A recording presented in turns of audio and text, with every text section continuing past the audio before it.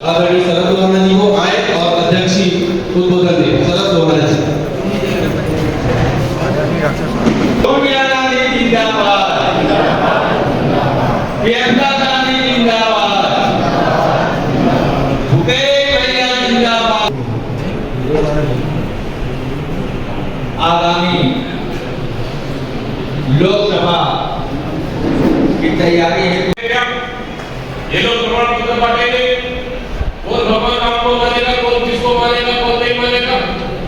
आदरणीय साथियों, ये आस्था का सवाल है, आस्था सभी लोगों में है, लेकिन भारतीय जनता पार्टी सर्टिफिकेट बांट रही है।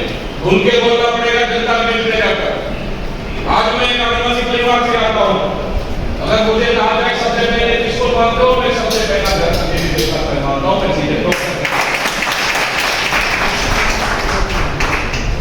सबसे पहले धरती देवी देवता को मानता हूं, उससे बड़ा मेरे लिए कुछ नहीं है।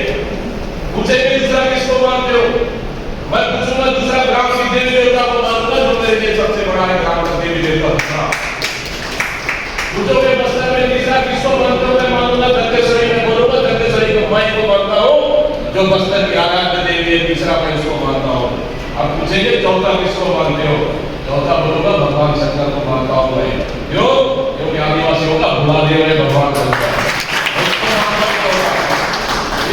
पांचवा किसको मानता हूं? मानते हो आप?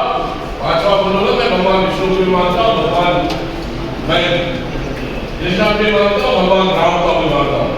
ये को मानता हूं, मैं ठेका लेके नहीं आया हूं। आदरणीय साथियों, ये बोलना पड़ेगा जनता के बीच में जाकर, लेकिन भारतीय जनता पार्टी के नेता ठेका लेके रखे भगवान के नाम से दुर्भाग्य है। इस देश में कोई अस्पताल के नाम से कोई वोट नहीं मांग सकता भारतीय जनता पार्टी। स्कूल के नाम से वोट नहीं मांग सकता, कॉलेज के नाम से वोट नहीं मांग सकता, शिक्षा के नाम से वोट नहीं मांगता, लेकिन ये सिर्फ भगवान के नाम से वोट मांगते हैं। क्यों? क्योंकि इन्होंने जो वादा किए, एक भी वादा पूरा नहीं किए। 2 करोड़ लोगों को साल में नौकरी देंगे। देखिए, मैं आदिवासी हूँ।